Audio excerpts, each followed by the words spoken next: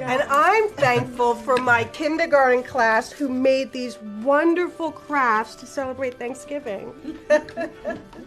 After the Native Americans helped the Pilgrims survive their first winter in America, the Puritans invited them to share the first Thanksgiving.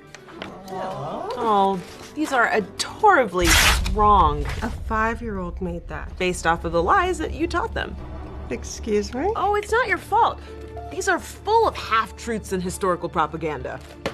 I thought the Native Americans and the Pilgrims were like besties or whatever. At best, the Pilgrims and Wampanoags could be described as political allies. By the time the Pilgrims showed up, not only were 2/3 of the Massachusetts tribes completely wiped out by European slave owners and diseases, the Pilgrims were constantly at war with the indigenous people and routinely tortured them. But what about Squanto, the Native American who learned English to help out the Pilgrims? He was actually a slave that was hauled off to Europe, and then he learned English so that he could escape. But they did celebrate it every year, right? Not exactly. The next one was 16 years later, and unfortunately, it was because the Puritans were celebrating the massacre of the Pequot tribe. Back then, Thanksgiving was also for families, specifically murdering them. Okay, we get it. History's awful. The Puritans were terrible. And now we have to let our children know that the holiday started with tons of killings. Happy? Well, we actually have just about everything wrong with the Thanksgiving myth. Definitely didn't wear these buckle hats. Didn't land on Plymouth Rock.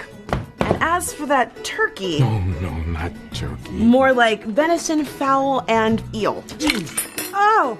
Who cares about how this stupid holiday got started anyway? Exactly. In George Washington's 1789 Thanksgiving Proclamation, the settlers aren't mentioned not even once. Thanksgiving wasn't celebrated nationwide until 1863 when this guy declared it a national holiday during the Civil War in order to bring the country together. That's why all of our foods are from the 19th century. So Lincoln came up with the whole Indian pilgrim story. Nope, that myth didn't catch on until the 1900s after we had fought and killed all the Native Americans. And then we put it into textbooks as fact. Because America. But the food is really good, and if you ignore all the terrible history, like, the murdering, the raping, the pillaging, it's still kind of a great holiday.